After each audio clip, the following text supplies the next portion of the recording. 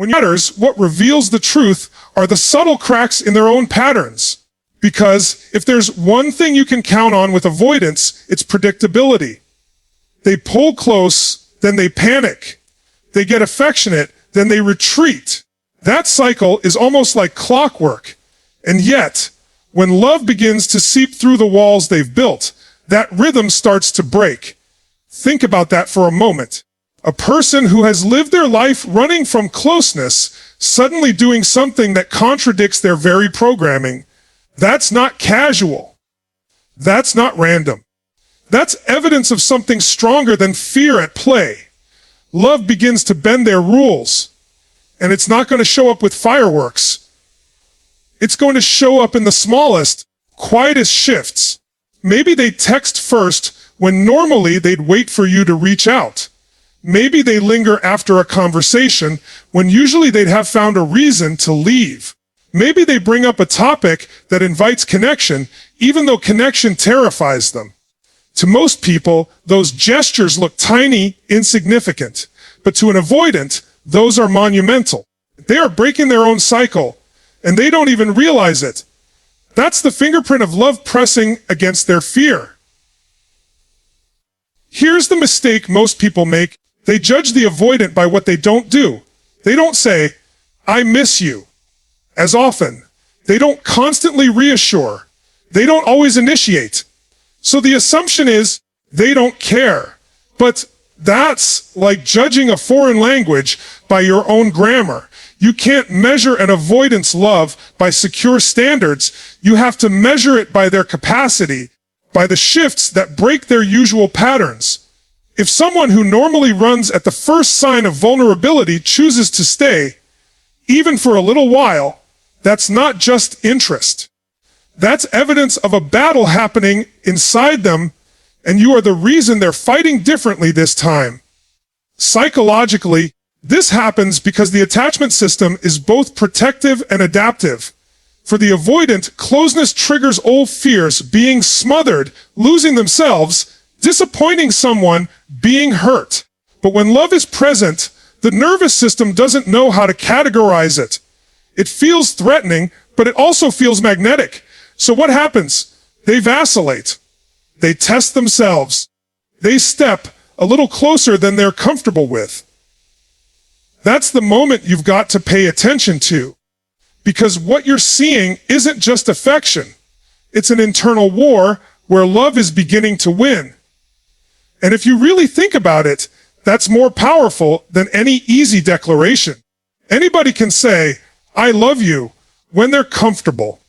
But when someone wired to avoid closeness breaks their own pattern for you, that's not comfort speaking. That's courage. It means you've reached a place inside of them that most people never touch. You've shifted the rhythm of a system that has been running on autopilot for years. That's not subtle, it's seismic. Now here's the challenge: most people miss this because they're too busy demanding more, wanting the avoidant to show love the way they imagine love should look. But love doesn't always announce itself with trumpets. Sometimes, love whispers through behavior that looks almost ordinary, but for that person, it's extraordinary. You have to develop the eyes to see it, the wisdom to recognize when someone is breaking their own pattern for you. So the real question becomes, can you slow down enough to notice the shifts? Can you respect the weight of those small gestures? Because when an avoidant begins to alter their natural cycle of withdrawal, they're not just acting differently, they're trusting differently, and trust, for them, is the rarest gift they can offer. If you walk away with nothing else, remember this: love in an avoidant doesn't scream. It leaks through the cracks of their defenses. If they're breaking their own rules for you, it means you've become more powerful than their fear. That's the signal. That's the sign. And if you can see it, you'll never question again whether they feel something real. Love reveals itself when the cycle breaks. Pay attention to the cracks, because that's where the truth lies. When an avoidant goes silent, most people immediately translate that silence as rejection. They think if they cared, they'd reach out. If they loved me, they'd say it. If I mattered, I wouldn't be sitting here waiting. But that interpretation is based on your framework, not theirs. You're seeing their quiet through your own lens of attachment, your own expectations of what love should sound like, and you're missing the deeper truth. Silence for an avoidant doesn't usually mean indifference. It often means intensity. It means their system is overloaded with emotion, and the only way they know to process it is to withdraw inward. Imagine this: someone who has spent their whole life protecting themselves from being engulfed by others suddenly feels feelings they cannot control. They're not dealing with just attraction. They're dealing with vulnerability. And for them, vulnerability doesn't feel like warmth. It feels like danger. Their nervous system goes into overdrive. Thoughts race. What if I lose myself? What if I disappoint them? What if I get trapped? What if they leave me after I've opened up? Their silence is not the absence of love. It is the echo of all the fears that get triggered because of love. And here's the paradox you need to understand. The avoidance quietness often screams louder than words. You're not being ignored, you're being analyzed. They disappear, but they don't stay gone. They go silent, but then they resurface with intensity. They leave the conversation hanging, but later they revisit it with more thought. That push-pull is not the rhythm of apathy. It's the rhythm of someone overwhelmed by emotion they cannot regulate. On a deeper psychological level, this silence reveals their overthinking nature. Avoidants are strategists. They calculate. They rehearse in their heads. They analyze every possible consequence of being vulnerable. So while you're sitting there thinking they don't care, they're sitting somewhere else running 1,000 scenarios about what could happen if they let you closer. And if you've ever felt like their silence is suffocating, remember this: it's suffocating them too. The battle isn't against you, it's against themselves. Now, does this mean you excuse every withdrawal? No. It means you learn to interpret it correctly. It means you stop automatically assuming silence is proof of rejection and instead ask, what is this silence protecting? What fear is it trying to soothe? And is their return consistent with someone who actually cares but doesn't yet know how to express it? Because if the answer is yes, then their silence is not a dead end. It's a detour. Think about the human experience for a moment. Don't we all have ways we retreat when things feel overwhelming? Some of us talk too much. Some of us distract ourselves. Some of us isolate. For the avoidant, silence is their shield. It is their survival strategy, and love, ironically, triggers that strategy the most. Why? Because when you matter, the stakes are higher. When they love you, silence becomes their attempt to slow down the avalanche inside of them. The mistake most people make is trying to break that silence too quickly. Bombarding them with questions, pushing for reassurance, demanding explanations. That only deepens their panic. The wiser approach is to step back and see the silence for what it truly is: a battlefield. And sometimes, the most powerful move you can make is to let them fight it out within themselves until love grows stronger than fear. If you really absorb this, it changes everything. Instead of reading silence as, they don't care, you begin to recognize it as, they're overwhelmed. Instead of reacting with insecurity, you can respond with patience, with boundaries, with the strength to let them process. And that shift not only changes your peace of mind, it changes the energy between you. It creates space where their silence doesn't destroy the connection, but instead becomes part of the journey of learning how to love differently. So the next time an avoidant withdraws, don't rush to label it as rejection. Step back and ask yourself, is this silence a wall or is it a doorway? Because more often than not, that quiet space is where love is wrestling with fear. Their silence isn't the absence of love. It's the proof of how much you matter, because only something powerful enough to shake their defenses could ever leave them speechless. One of the most misunderstood signs of love from an avoidant is the way they begin to protect you, often in ways that are so subtle you might overlook them. See, avoidants don't usually show love through dramatic displays or grand emotional gestures. Their instinct is not to proclaim, but to preserve. And when they begin to love, that instinct doesn't suddenly vanish, it transforms.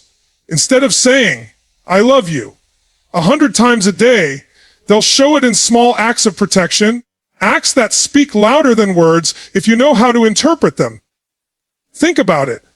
For someone whose default setting is distance, why would they extend energy to guard or care for someone else unless there's an emotional bond powerful enough to override their natural self-preservation?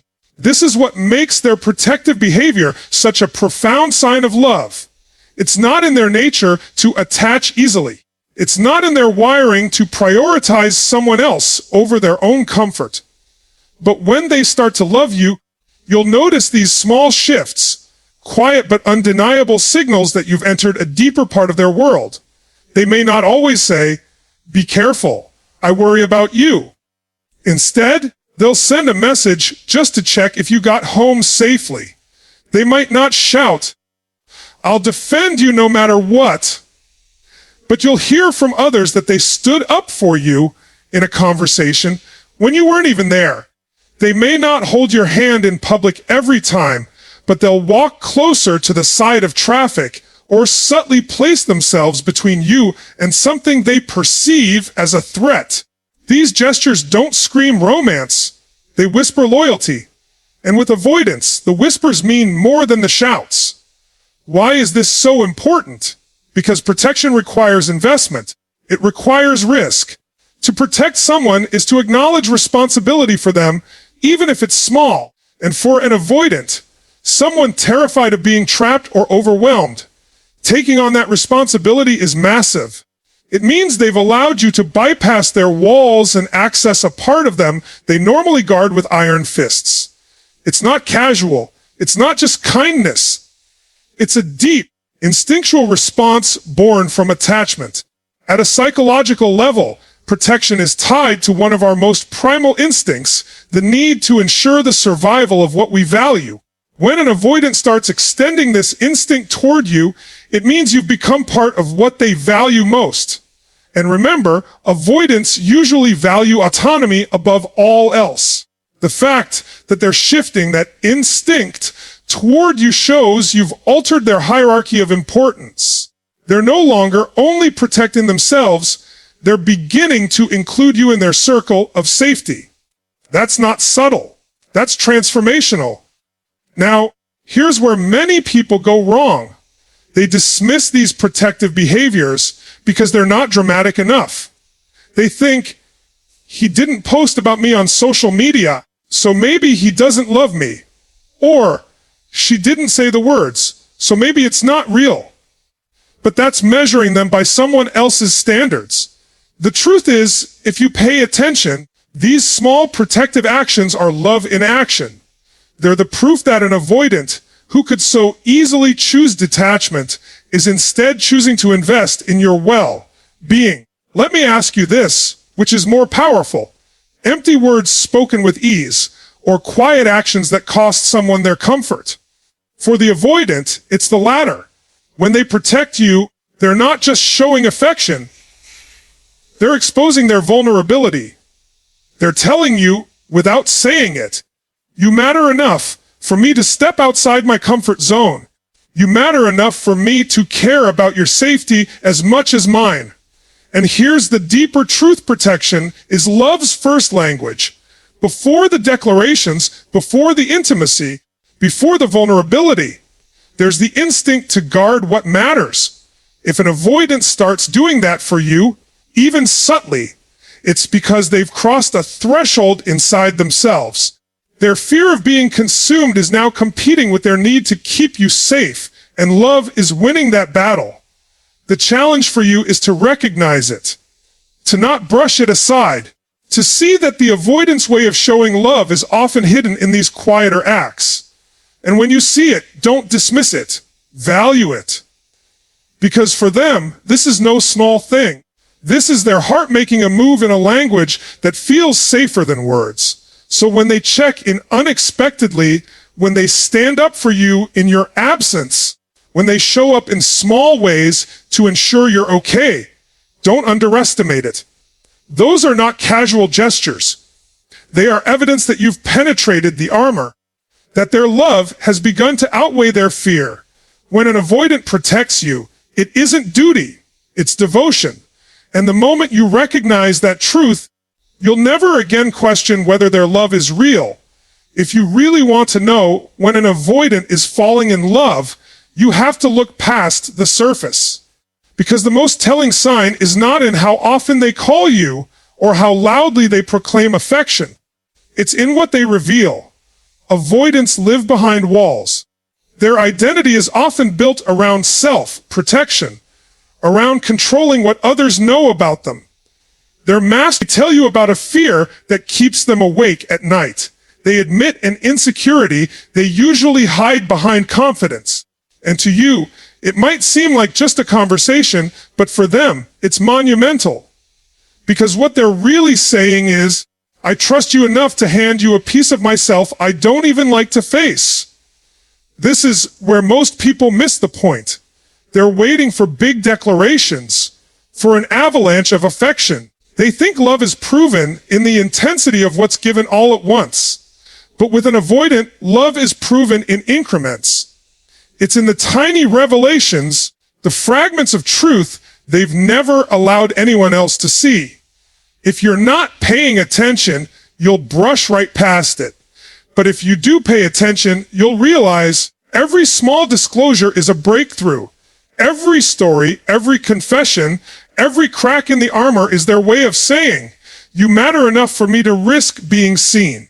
From a psychological perspective, this is one of the rarest signs of avoidant love because it runs directly against their survival instinct.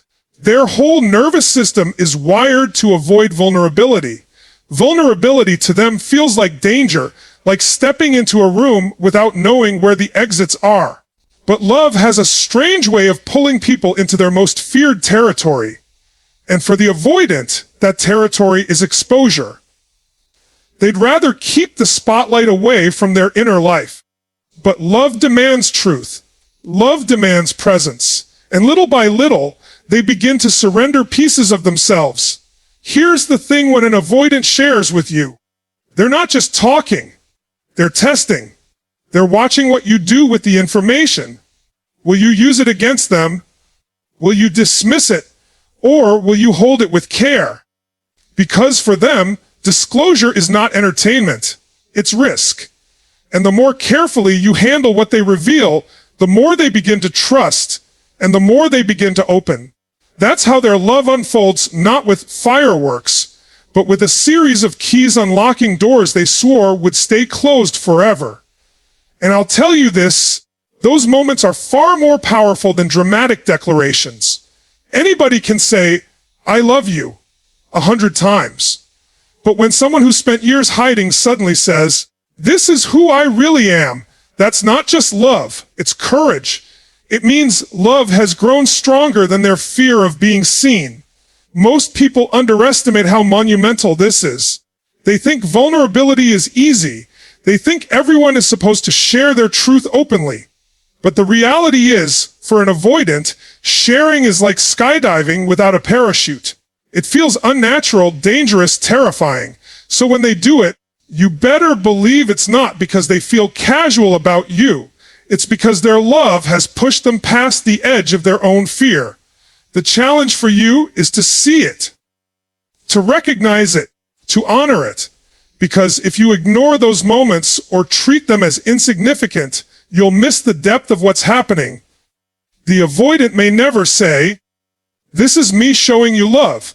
But that's exactly what it is. Every time they peel back another layer, every time they show you what's behind the mask, they're offering you the most precious thing they have themselves. So don't get lost in the idea of love being loud. Sometimes the loudest act of love is a whisper. Sometimes the strongest bond is built through quiet revelations. And sometimes the most guarded heart tells you it loves you not through words, but through the courage of finally being seen. When an avoidant reveals even a fragment of their inner world, it's not small, it's seismic. Because in that moment, their fear bows to love, and they hand you the rarest gift they could ever offer, the truth of who they really are. If you've ever been around someone avoidant, when they're beginning to fall in love, you'll notice something almost paradoxical. They don't get calmer, they get more unsettled. Most people expect love to bring clarity, to bring peace, to bring ease. But for the avoidant, love is not a tranquilizer. It's a trigger. The very presence of love destabilizes the system they've carefully built to protect themselves. And that's why you'll often see them stumble, fumble, contradict themselves,